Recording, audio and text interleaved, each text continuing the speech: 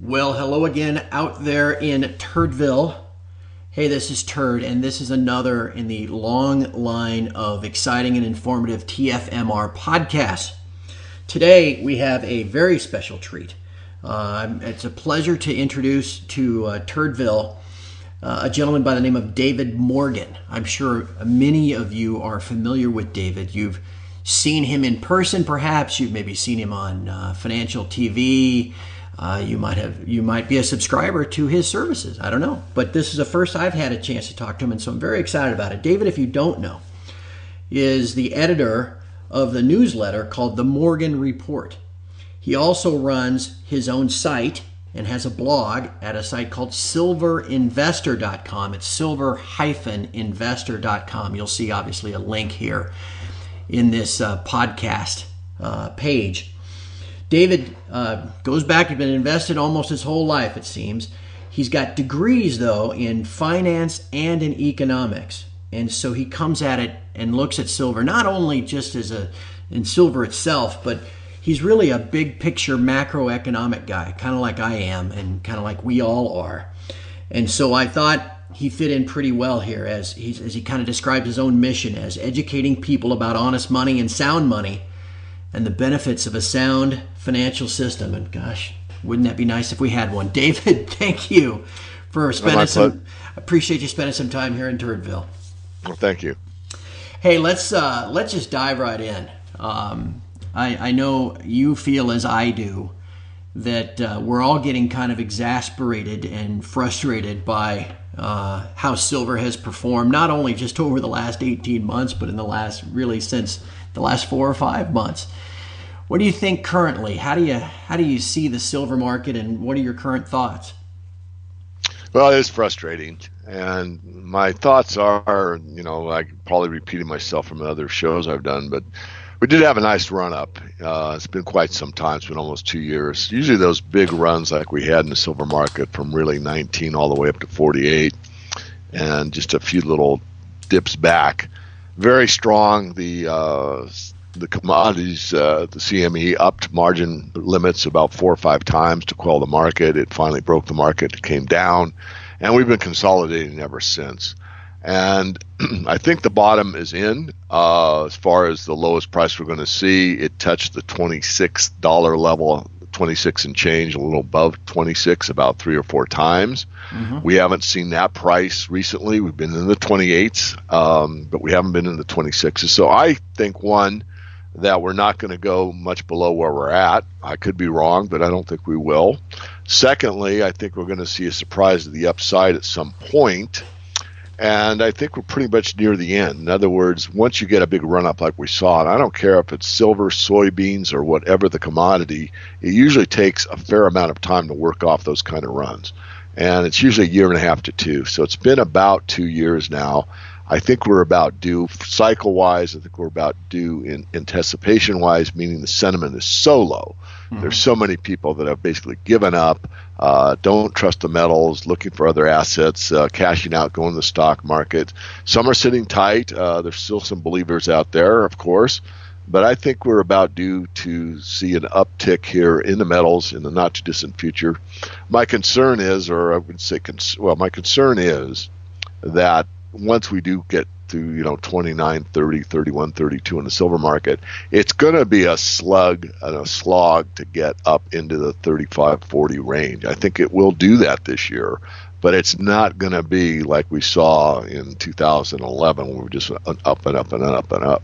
There's too much overhead resistance, which means there's too many people that are in the market at higher prices that really are not believers anymore and wish to sell. That's an excellent point. And so rallies will continue to be sold, I guess, for quite a while, I guess is what you're saying. That's true of any market. It's true of the silver market. What's interesting about silver is they seem to be about the most educated group out there. So in the physical realm, there hasn't been much selling at all at these lower prices. Mm-hmm. There's been more buying. Mm-hmm. And that's not to say that the overhead resistance will be real strong. We'll have to wait and see, but there will be some. The problem with all these markets really is that there's so many derivatives that surround them. And because of that fact, that you'll have a lot of paper selling at certain technical points to the technical traders, these algorithms and all of that. So you might see it just work through these resistance levels, and it's all basically paper trading when there's some physical being sold, of course, but not what you would expect based on price action. And the reason, again, is because there's so much paper bugs out there that trade the paper markets in the metals that influence the price. The price is set in a paper market, not in the physical market. Right, and they've been kind of it almost seems as if they are very effectively led into whichever position some of these bullion banks would like them to take, either in the short or the intermediate term.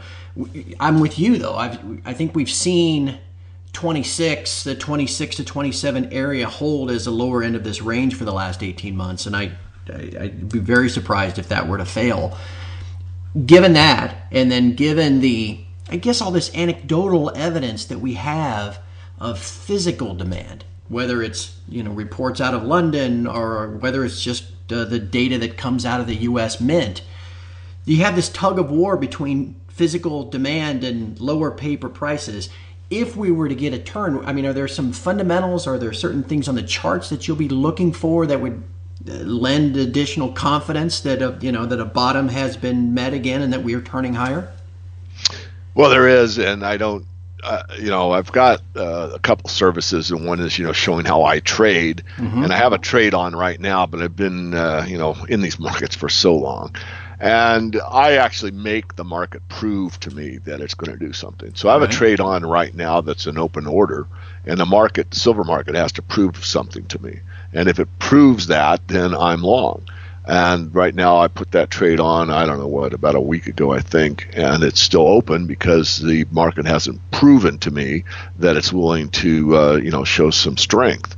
So that's how I've traded for years now, and I have certain reasons. So, yes, I will, once that happens, say, look, that's pretty much a proof to me that the bottom is in, and here's why. But, I want to get the cart ahead of the horse because, it comes back to digressing slightly here, but it's like the silver price. Well, you said it's going to 100, and I have, and I said that back in 2003. But people talk about $100 and $200 and $500 silver. Look, before you get to 100, you got to get through 50. Yeah. So I'm pretty pragmatic about it. No, I hear you there. Getting back to this kind of this bottom, there are so many interesting dichotomies in silver, particularly paper silver at this point. And one of them is in this post-MF Global world, we've seen the open interest in the COMEX gold pit decline by 30 or 40%. And, in the midst of these rollovers, it's down the lowest numbers we've seen all year and going back to summer of last year. But yet the silver open interest continues to hover around 150,000, if not more. What do you make of the situation there, Dave? We've seen just in the last 6 weeks the large speculator, the hedge funds, the money managers have almost quadrupled their gross short position from 6,000 contracts up to 24. Do you think that's? Does that indicate? I don't want to lead you in any way. Does that indicate anything to you? Do you make much of that? Or am I making too much of it myself, perhaps? Well, great question, and thank you for the forum. I haven't commented on this in quite some time. Excuse me. I'm going to digress a bit. I actually wrote a booklet on using the Commitment Traders Report to trade. And believe it or not, before the advent of the ETFs, talking gold or silver ETFs, and of course the gold ETFs had a 10-year anniversary yesterday. Or today, rather. Today, as we're doing your show, is a 10-year anniversary of the first gold ETF. And, of course, at the time, there were questions about, will there be a silver ETF? And, of course, I had some inside knowledge. The Silver Institute had told me that, yeah, there would be one, but to keep my mouth shut. So, of course, I honored that and did. We all know there are several silver ETFs now. Coming back on point, before any interference, I'll call it, or ETFs or other, let me just say, rather than interference, other opportunities to invest in derivatives, you had just basically the futures market. And in the earlier days, you could trade using the Commitment of Traders almost to the penny. I know that sounds like, oh, I don't believe him. And please, don't believe me. The point is, it was extremely useful in trading the markets. Since the advent of the ETFs and many other derivatives that have come on board since then, I do not pay as much attention to the commitment of traders reports as I did, say, back in 2000, 2001, 2, 3, that 4, that time. Now, what you said is true, but if you go back to those early days, the open interest got up as high as about 100,000. Now we're at about 150,000, as you just stated. I do pay attention. It is important, but again, not nearly as important as it once was. The increase in the overall short position is somewhat significant, but remember, the commercials are the banks, and the banks can print money to ad infinitum. They can go to infinity. So they are always long and short, but net short. And of course, the net short position, you said, I think was 24,000. I think that's right. Is not historically that huge. What most people don't know, and I do, and it's because I study so much on the silver market, is the open interest 150,000 is like really, really big for the last decade or so. But if you go back into the 70s, it was like 250,000. When the Hunt brothers were trading, it was a lot bigger open interest than it is now. And just think of what the money supply has done from 1975 to 1980, versus what it is now. So. And again, there's lots of reasons for that. Primarily, there's other avenues to invest. So do I look at it? Yes. Is it important? Yes. Is it a way to trade accurately? Not nearly as much as it once was. And the one thing that's very seldom brought up, and I think it absolutely must be brought to everyone's attention, is as important as this commitment of traders is, we do not know what the over-the-counter derivatives positions are. Right. And we do not know how large they are. And it's my contention that they're at least as large as, if not much greater than, the transparent market. The only real transparent market we get to look at is from the CME, the Commodities Mercantile Exchange. Or you can go to CFT.gov and look at the commitment of traders reports weekly. So I think those numbers are fairly accurate. There's people who make a, contention that they're not. I think they are. Regardless, it's only part of the market. I think it's important to keep that in mind. So I think I answered your question. If not, shoot me another harder one. But yes, it's important, but I just do not give it nearly as much credence as I did, let's say, a decade ago.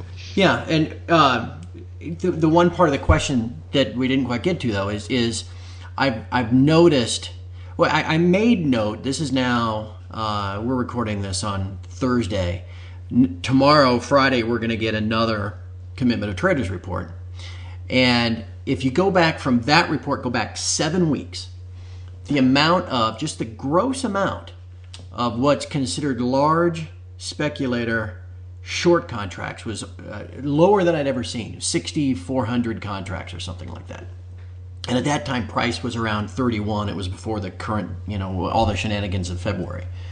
Here we are now, at least as of last Friday's report, 6 weeks later, and the size of that gross reported position of, again, the speculators, the hedge funds, the managed money, has quadrupled to 24,000.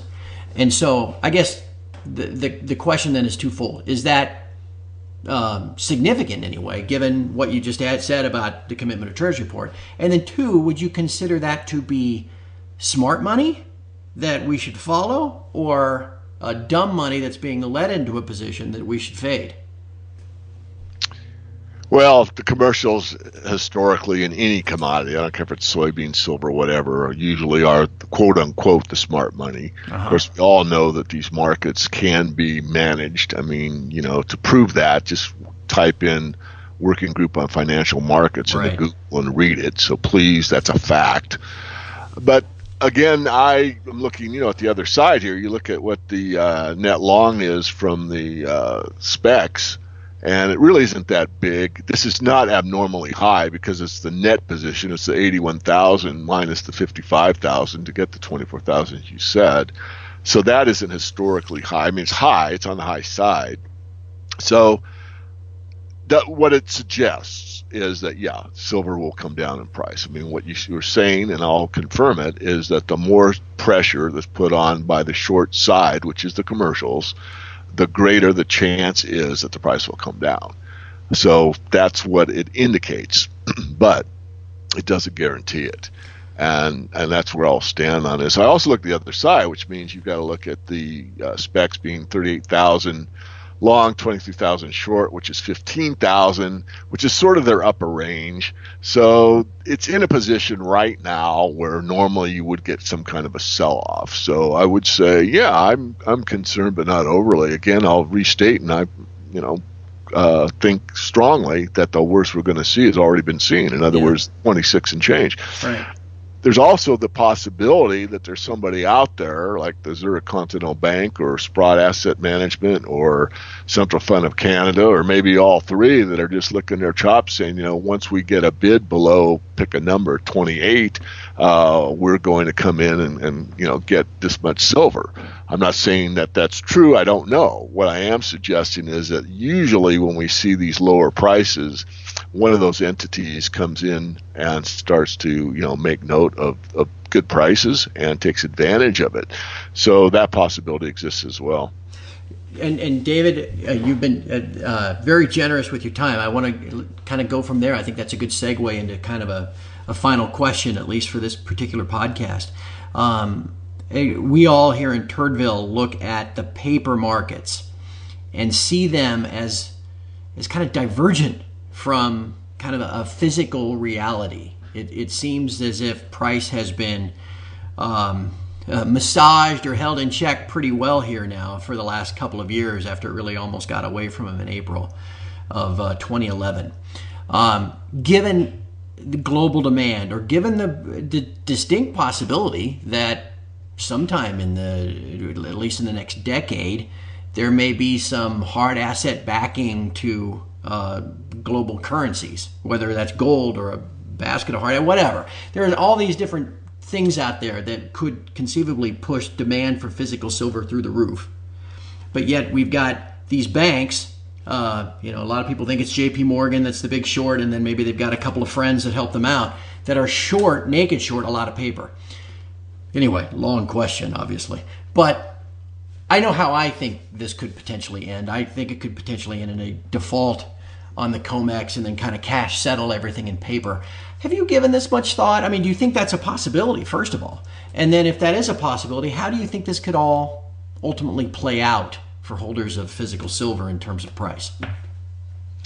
But really, all you have to do is read the contract. When you sign up with your broker and you sign the contract saying you want to trade futures, you are signing the bottom line, just like a terms of agreement with my newsletter. You're saying that you've read it and you understand it. And so the deal is that in the contract right now, what it says is that you can short as much paper silver as you want. In other words, you can short so much silver that doesn't exist, it does not matter. Mm-hmm. On the other side, for the longs, the most you can take off the exchange is 1,500 contracts, which is 7.5 million ounces. That's it. It's limited. So you're limited on the amount of physical you can take off the exchange, but you're unlimited for the amount of silver that doesn't exist that you can sell. Okay, that's point number one.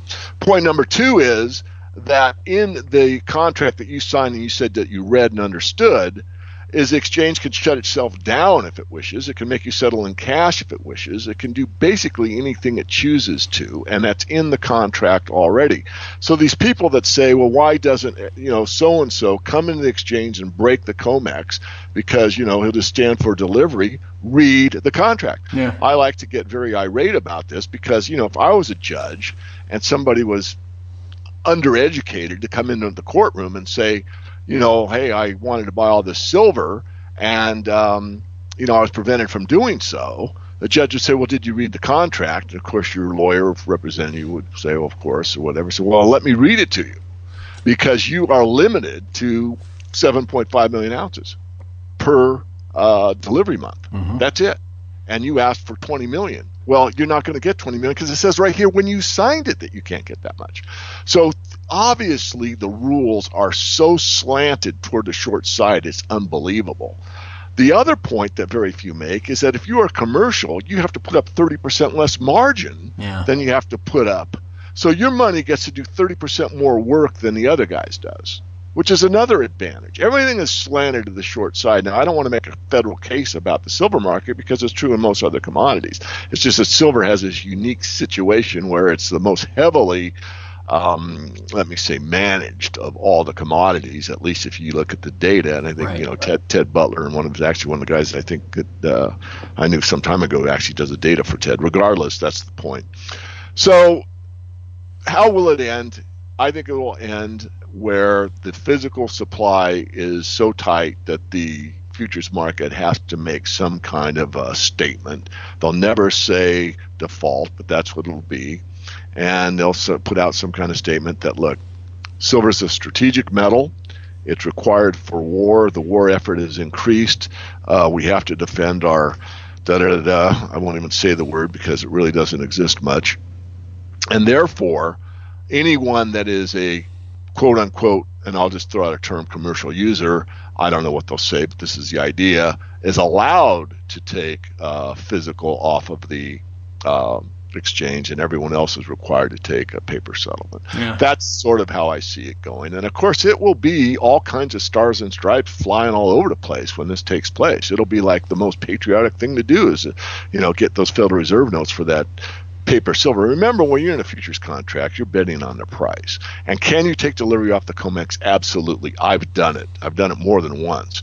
But I'm not the type of guy that can take 7.5 million ounces off in any delivery month. I just don't have that kind of wall.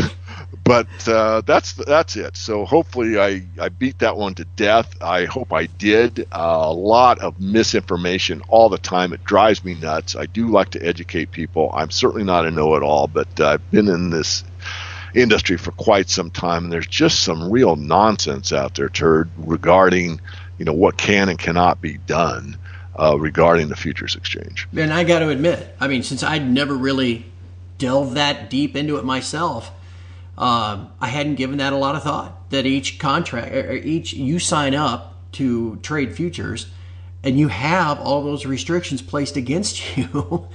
And it's not unique to silver, like you said, but nonetheless, that explains why one big wealthy individual or a consortium of a couple can't come in and just simply break the COMEX all by themselves if they wanted to. Exactly.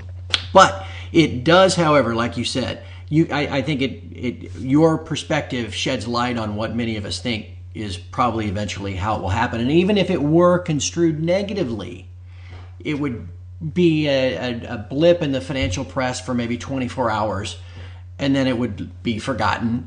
We just no longer trade a silver futures contract, and everybody would just move on. Right. Let me comment on that. I know we're going a little over on time, but please.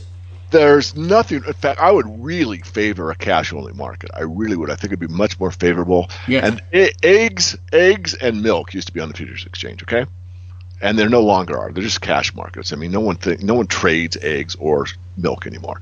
And I think that's a good proof that there's eggs and milk out there every day in the grocery store. So you don't have to have a futures market. The futures market going away would actually hurt a lot of the retail market, because these guys do have to hedge. When you call up and order a monster box of Silver Eagles, that dealer has to hedge his position. If he's not running his business correctly. But it doesn't mean that you couldn't have a cash-only market. And again, for me personally, I think it's more favorable to have a cash-only market. I think you get a better settlement price. I think you'd actually see a better market. But time will tell. But a lot of this buying, of course, runs into a paper sell on the other side, because these guys have to hedge themselves. Right, and I would think it would be far more efficient, obviously, for price discovery, but it would also, with the amount of silver producers that no longer want to hedge and sell forward, for those that are able to actually just sell their production in the cash market, I would imagine be beneficial for them too. Right. Now I'm going to go on a little more. I don't know how long this podcast go right ahead. One thing a lot of people don't even understand is that there's a forwards market and a futures market. We just took a great deal of time talking about the futures market, but the forwards market is an over-the-counter derivative that's similar to a futures contract that's outside of the purview of anybody's eyeballs. And that's where most of silver is traded. Almost all of your big multi-conglomerate mining concerns like BHP Billiton, for example, have forwards contracts with bullion banks, and they're selling silver, gold, and other metals like lead, zinc, copper at a given contract price under certain stipulations. So a lot of the majority of the physical markets in the forwards market, it's in the undetectable derivatives market that no one has access to other than the bullion banks and the counterparty. And that's the majority of the silver and gold is stuff that moves around the planet. It's there, not in these futures markets. Although I will admit that the futures market's where the price is set. Exactly. So look at it real quickly. If you have a forwards contract and you're dealing in the real metal coming out of the smelter and you're shipping it to Mitsubishi, for example, and Mitsubishi's the other side of the holder of the contract from a bullion bank, and you give you're the mining concern, you don't really know much about the futures market, and you give what's called your book or your entries over to some manager type to play the futures for you, what's he going to do? Well, he's going to leverage the leverage on top of the leverage. He's going to take that book that he knows ahead of time what the real settlement prices are, and he's going to leverage the heck out of that into the futures market because he can. So, it's a mess in a way because the paper market really is a fiction, yet it does control the market for a long time. But I maintain from the early 2000s that it can't go on forever. We've already discussed what will happen at the end. So just remember, paper silver doesn't equal real silver. Paper gold doesn't equal real gold. In the end, something real is far superior to something imaginary. And something real is that which you can hold in your own two hands. Amen, brother. David, thank you. I think for everybody out there, this has been a very good taste of the expertise and the experience that you bring to the table and that your subscribers clearly benefit from. So in our final moments here, tell everybody where they can find you. Tell them about the Morgan Report and what they get if they subscribe. Okay, well, for free, you can go to the YouTube channel, which is Silver Guru, or Twitter at Silver Guru 22. For paid members for money, metals, and mining, just go to the website silver-investor.com. There's 3 levels of service. There's a basic buy and hold strategy. There's a look over my shoulder service where I talk about all markets, but particularly the metals, if I'm putting on a trade or not, or sometimes just a review of where we're at.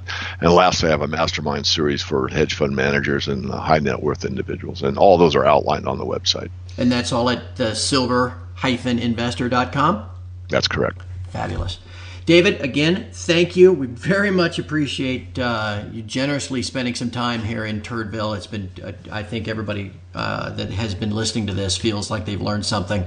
And hopefully we can do it again sometime soon. Well, thank you. It was a pleasure to be with you. And have a great holiday weekend. You too.